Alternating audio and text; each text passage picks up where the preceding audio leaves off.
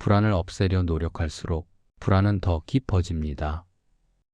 우리는 지금 잘못된 방향으로 싸우고 있는 건 아닐까요? 노력을 멈추지 않았는데도 마음이 편해지지 않는 순간이 있습니다. 더 열심히 하면, 더 완벽하게 준비하면 언젠가 이 불안이 사라질 거라 믿었습니다.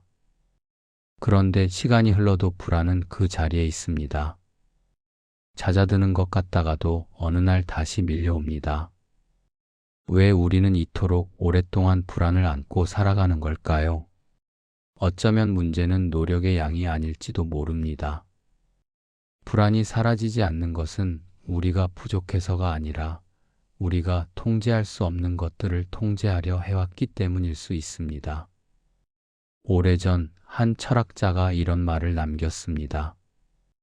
우리를 불안하게 만드는 것은 세상이 아니라 세상을 바꿀 수 있다는 착각이다. 이 문장이 처음에는 차갑게 느껴질 수 있습니다. 노력을 멈추라는 말처럼 들릴 수도 있으니까요. 하지만 이것은 포기를 권하는 말이 아닙니다. 오히려 가장 깊은 곳에서의 해방을 이야기하고 있습니다. 손에 쥐고 있던 것이 처음부터 내 것이 아니었다는 것을 조용히 알려주는 말입니다. 에픽테토스는 노예로 태어나 평생 자유를 소유하지 못했습니다. 그러나 그는 어떤 상황에서도 내면의 자유를 잃지 않았습니다. 그가 평생을 통해 발견한 것은 단 하나였습니다. 세상에는 내가 바꿀 수 있는 것과 바꿀 수 없는 것이 존재한다는 사실. 그리고 불안은 대부분 바꿀 수 없는 것을 바꾸려 할 때 태어난다는 것을, 우리가 하루에도 수없이 걱정하는 것들을 떠올려 보면 그것이 사실임을 알게 됩니다. 다른 사람이 나를 어떻게 볼지, 내일 어떤 일이 생길지, 내가 준비한 것이 충분할지, 이것들은 모두 내가 온전히 통제할 수 없는 영역에 있습니다. 그런데도 우리는 그 영역을 통제하기 위해 오늘 하루의 에너지를 모두 소비합니다. 내가 통제할 수 없는 것에 마음을 걸면 삶은 반드시 흔들린다. 불안이 사라지지 않는 이유는 그 때문입니다. 우리가 애써 달려가는 방향이 사실은 아무리 달려도 닿을 수 없는 곳이기 때문입니다. 목적지가 없는 길 위에서 우리는 발이 닳도록 달렸습니다. 그리고 도착하지 못한 것을 자신의 탓으로 돌렸습니다.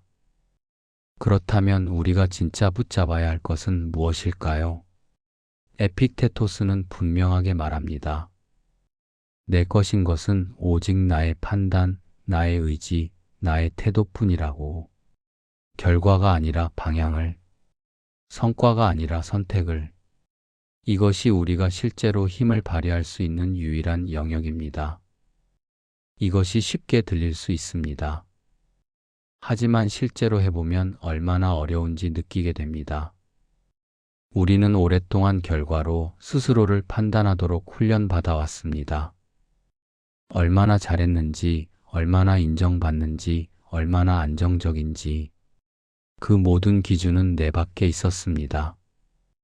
그래서 내 안에서 평화를 찾는 일이 이렇게나 낯설게 느껴지는 것입니다. 통제할 수 없는 것에 마음을 걸면 삶은 늘 흔들립니다. 바람이 불 때마다 흔들리는 나뭇가지처럼 세상이 움직일 때마다 우리의 내면도 함께 흔들립니다. 그러나 뿌리가 깊은 나무는 흔들려도 쓰러지지 않습니다. 그 뿌리가 바로 내가 통제할 수 있는 것에만 집중하는 힘입니다. 불안을 완전히 없애는 것은 불가능할지도 모릅니다. 불안은 살아있다는 증거이기도 하니까요. 하지만 불안에 삶을 내어주는 것과 불안과 함께 걸어가는 것은 다릅니다. 우리가 바꿀 수 있는 것에 집중하기 시작할 때 불안은 조금씩 우리의 주인 자리를 내려놓습니다. 오늘 당신이 가장 많이 걱정하는 것이 있다면 잠깐 멈추고 물어보세요. 이것이 내가 바꿀 수 있는 것인지 그렇지 않은 것인지. 만약 바꿀 수 없다면 그것에 쏟아온 에너지를 조금씩 걷어들이세요. 그 에너지는 오늘의 나를 위해 써야 합니다. 불안이 사라지지 않아도 괜찮습니다. 우리는 불안을 없애려 사는 것이 아니라 불안 속에서도 나답게 살기 위해 오늘을 선택하는 것입니다. 그것만으로도 충분히 잘 살고 있습니다. 오늘도 철학합니다.